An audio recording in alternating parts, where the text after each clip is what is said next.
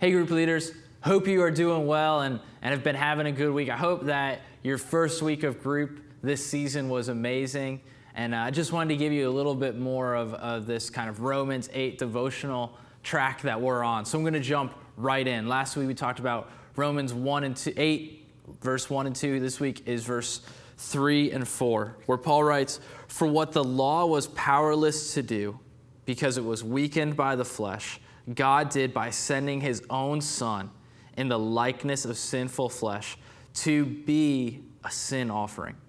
And so he condemned sin in the flesh in order that the righteous requirement of the law might be fully met in us, who do not live according to the flesh, but according to the Spirit." So a few points that I just really wanted to quickly jump into. First, he says that the law was powerless because, like I talked about last week, if we're just based on the law, we'll never attain perfection. None of us, not you, not myself, not Zach, who's behind the camera right now, none of us are perfect. We're never going to get it all right. And he says there's a little bit of freedom here. Why? I love what he says. God did this by sending his own Son. The first thing that I wanted to just remind you of this week, it's super simple, and I know you know this, and you've heard it 100 times, but hopefully it can be a little bit fresh for you today, is that God chose you. He chose you. Above everything else, in spite of everything else in your life, he chose you. He pursued you. He's come after you. He loves you. He wants to walk with you, be with you, spend time with you, even at your worst moments. God doesn't look at you and say, "I really wish I hadn't sent my Son for them."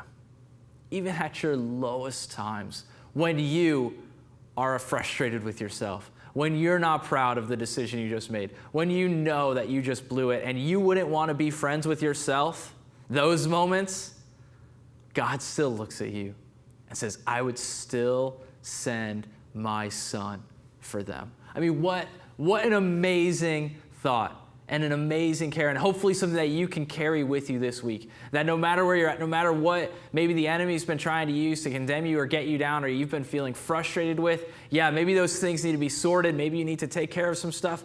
But even in your lowest moments and even in your best moments, God says, "I love you, I choose you," and I think he would say that I would do it again.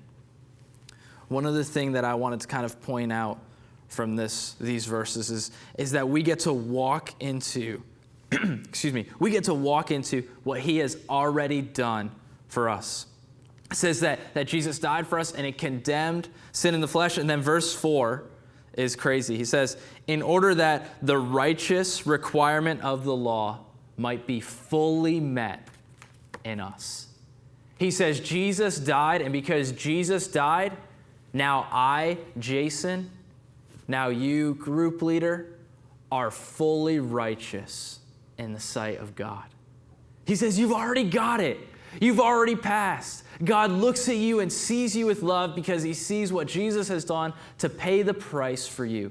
And we get to walk forward in an excitement and in a celebration that God has called us to walk with him and sees us as valuable, sees us as fully righteous. Again, that doesn't mean we get the freedom to just go screw off and do whatever and cause havoc. But what it means is that even in those moments, he can look at us and smile at us. He might shake his head like a loving grandfather does. Says, "Son, you've got some changes to make. You've got some stuff that really needs to get set right. But I love you greatly." Walk in his love this week.